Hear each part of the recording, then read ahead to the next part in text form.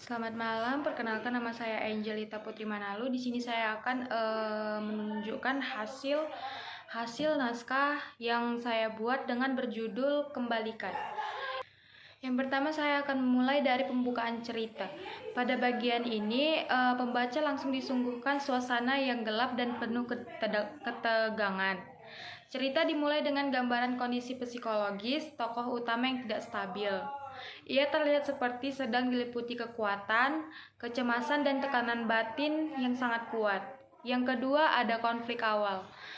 Tokoh utama mulai menunjukkan tanda-tanda bahwa ia sedang mengalami suatu kejadian besar di masa lalu. Ada sesuatu yang hilang dalam hidupnya, dan kehilangan itu meninggalkan luka yang dalam. Ia sering merasa diawasi, diikuti, atau bahkan diancam oleh seorang yang tidak terlihat secara jelas. Perasaan ini membuatnya semakin tertekan dan tidak tenang.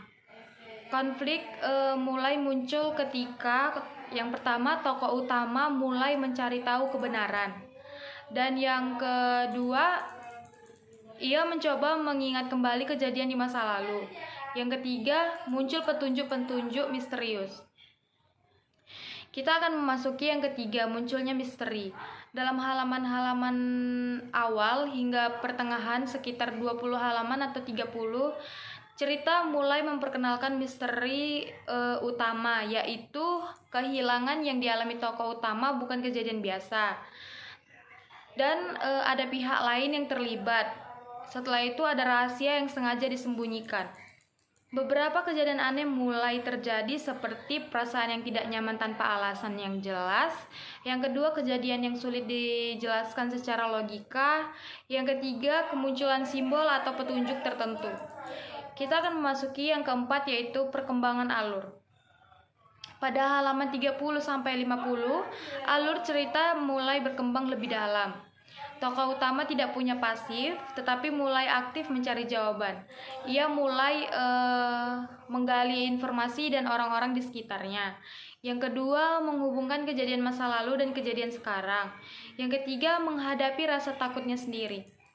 Namun semakin ia mencari kebenaran, semakin banyak hal aneh yang terjadi. Ini yang membuatnya semakin menakutkan atau menegangkan. Setelah itu kita lanjut ke 5, yaitu konflik batin tokoh. Salah satu kekuatan utama novel ini adalah konflik batin tokohnya. Tokoh utama digambarkan mengalami yang pertama trauma, yang kedua ketakutan berlebihan, yang ketiga keraguan terhadap diri sendiri. Ia bahkan mulai mempertanyakan, apakah yang ia alami nyata atau hanya halusinasi, siapa yang bisa ia percayai, dan apa sebenarnya yang terjadi di masa lalu. Yang keenam yaitu suasana dan nuansa cerita. Yang keenam ada suasana dan nuansa cerita. Dari halaman 1-50, suasana yang dominan adalah yang pertama gelap, mencekam, penuh misteri. Penulis menggunakan deskripsi yang kuat untuk membangun ketegangan sehingga pembaca ikut merasakan kecemasan yang dialami tokoh utama. Di sini saya akan menjelaskan penutupnya. Salah.